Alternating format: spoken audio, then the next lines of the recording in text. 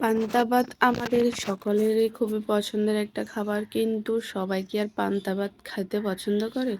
কিংবা সকালে সকালে সবাই কি পান্তা ভাত খায়? যারা আমরা বাসা বাড়িতে থাকি, সকালে একটু ভাত বেঁচে গেলে আমরা সচরাচর কি করি? বেশিরভাগ সময় ফেলে দিই। কিন্তু আজকের ভিডিওটা দেখার পরে আপনি জীবনেও আর পান্তা ভাত ফেলবেন না। এই যে পান্তা ভাতগুলো আমি ধুয়ে নিয়েছি, একবারে ঝরঝরে করে ধুয়ে এখন ব্লেন্ডার করে নিব।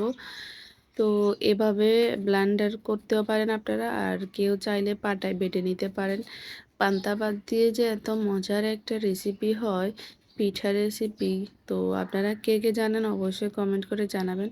তো এখন আমি এই তো এগুলো দুইবারে ব্লেন্ডার করে নিয়েছি। আমার এখানে একটু বেশি পরিমাণে ভাত রয়ে গেছে, কালকে রাতে কেউ ভাত খায়নি, একটা ভারী নাস্তা খাওয়া হয়েছে, এই কারণে কারোই খিদে নেই, কারণ এই ভাতগুলো বেঁচে গেছে। তো ভাবলাম এই ভাত দিয়ে এটা ছাড়া আর কিচ্ছু করার নেই, কারণ ভাতের সাথে যখন ভাত দিব রান্না করার সময় দুপুরবেলা, তখন সবগুলো ভাতই পানসে হয়ে যায়, আমার খেতে একদম একটু ইচ্ছে করে না।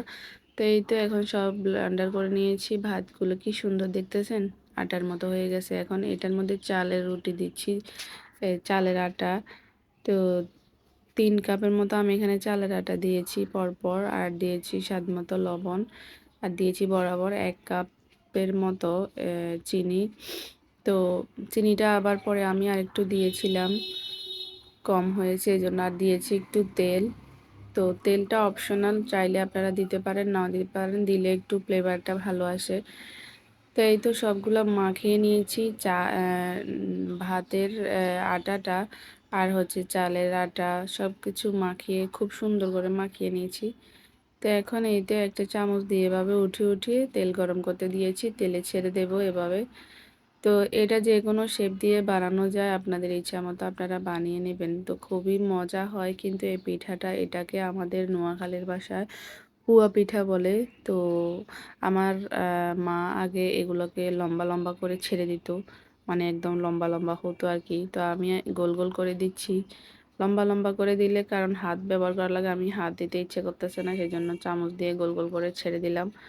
তো এই যে এক পিঠ হয়ে গেছে, এখন উল্টিয়ে দিচ্ছি, একদম মানে মনের মতো করে লাল লাল করে ভেজে নিয়ে তারপর নামাবো। এখানে আপনারা আপনাদের মনের মতো করে কালার আনতে পারেন, কোনো সমস্যা নেই। কেউ সাদা সাদা রাখে, আবার কেউ একবারে ব্রাউন কালার করে ফেলে।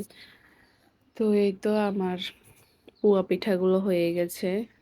তো দেখেছেন ভাত দিয়ে কত সুন্দর একটা নাস্তা হয়ে গেল, সকাল বিকালে যে কোনো সময় খেতে পারবেন। তো এইটা দেখার পর অন্তত ভাত যারা নষ্ট করেন তারা অবশ্য ভাত আর ফেলে দিবেন না, দয়া করে। ভাত ফেলে দেওয়া কিন্তু ভালো না। তো এই তো এগুলো হয়েছে, বাকিগুলো আমি আস্তে আস্তে ছেঁকে নেব। খুবই মজা, খুবই মজা, কি বলবো এই পিঠাটা। তো এই পিঠাটা ঠান্ডা হয়ে যাওয়ার পরেও কিন্তু খাওয়া যায় অনায়াসে।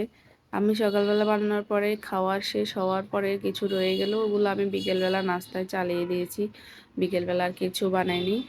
কারণ ঠান্ডা অবস্থায় খেতে কিন্তু আরও বেশি মজা লাগে, গরম খেতেও মজা লাগে, ঠান্ডা অবস্থা খেতেও মজা লাগে।